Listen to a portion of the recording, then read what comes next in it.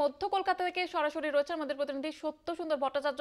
সত্য সুন্দর, তুমি এখন যেখানে রয়েছে সেখানকার কি ছবি লক্ষ্য করছো? দেখো, 21শে জুলাই তৃণমূল কর্মী সমর্থকদের কাছে এটা একটা আলাদা আবেগ। শহীদ স্মৃতিতে শহীদ তর্পণ, একদিকে যেরকম দলের ডাক, দলনেত্রীর ডাক যে কলকাতায় আসার, বিভিন্ন জেলা থেকে ইতিমধ্যেই কিন্তু শহরে ভিড় জমিয়েছেন এবং কিছুক্ষণের মধ্যেই তারা সমাবেশস্থলের উদ্দেশ্যে রওনা দেবেন। তুমি জানো কলকাতা হাইকোর্টের যে শর্ত রয়েছে, অর্থাৎ সকাল 8টা থেকে 11টা পর্যন্ত মিছিল করে যাওয়ার ক্ষেত্রে নিষেধাজ্ঞা রয়েছে। সেই জায়গায় দাঁড়িয়ে শহরের বেশ কয়েকটি জায়গায় ইতিমধ্যেই আমি ছবিটা দেখানোর চেষ্টা করব। জঙ্গলমহল, সুদূর জঙ্গলমহলের গোয়ালতোড় ব্লক থেকে তৃণমূল কর্মী সমর্থকরা এসেছেন। তারা কিছুক্ষণের জন্য সাময়িকভাবে রান্নাবান্না করছেন, রান্না করে এখান থেকে খাওয়া দাওয়া করে তারপর তারা সরাসরি সমাবেশস্থলের উদ্দেশ্যে রওনা দেবেন। ইতিমধ্যেই সেই ভাত বসানো হয়েছে, ভাত রান্না হচ্ছে, অন্যদিকে মাংস রান্না হচ্ছে এবং কর্মী সমর্থক যারা এসেছেন তারা কিন্তু আগামী 26-এর বিধানসভা নির্বাচনের আগে এই আজকের যে 21শে জুলাই, সেই 21শে জুলাইতে দলনেত্রীর বক্তব্য, দলনেত্রী কি বার্তা দেন তা শুনতেই কিন্তু তারা ইতিমধ্যেই শহরে ভিড় জমিয়েছেন। গোয়ালতোড় থেকে এসেছেন জঙ্গলমহলের আগেও একাধিকবার দলনেত্রী মমতা বন্দ্যোপাধ্যায় জঙ্গলমহলের উন্নয়নে একাধিক প্রকল্পের সূচনা করেছেন।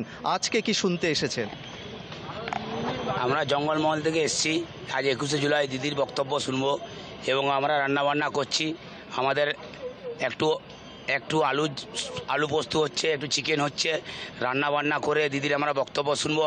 দিদিকে চাই, দিদির পাশে আমরা সামনে আমরা চাই দিদি যেমন আমার 26 সালে আমার দলনেত্রী থেকে আগে বাড়াই, দিদির আমরা সাহায্য থাকবো সারা জীবন। জঙ্গলমহল থেকে আমাদের এটাই সমদা, আমরা আছি, থাকবো দিদির পাশে সারা জীবন থাকবো। জয় বাংলা, জয় বাংলা, জয় বাংলা।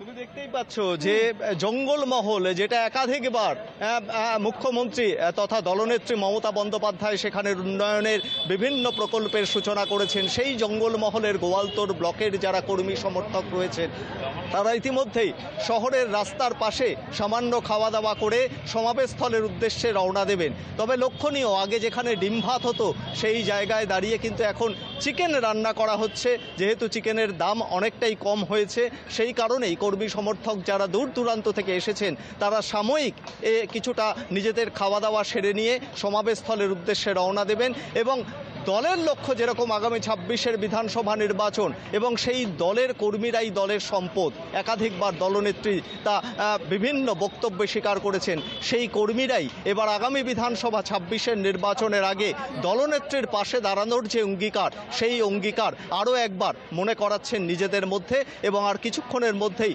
তারা সমাবেশস্থলের উদ্দেশ্যে রওনা দেবেন, এমনটাই জানা যাচ্ছে। একেবারে বোঝাই যাচ্ছে সত্য সুন্দর যে 21শে জুলাই নিয়ে কর্মী সমর্থকদের মধ্যে যে আবেগ, সেটা কিন্তু আবারও একবার ফুটে উঠেছে। ধন্যবাদ জানাবো তোমাকে। আমাদের সঙ্গে সরাসরি ছিলেন আমাদের প্রতিনিধি সত্য সুন্দর ভট্টাচার্য।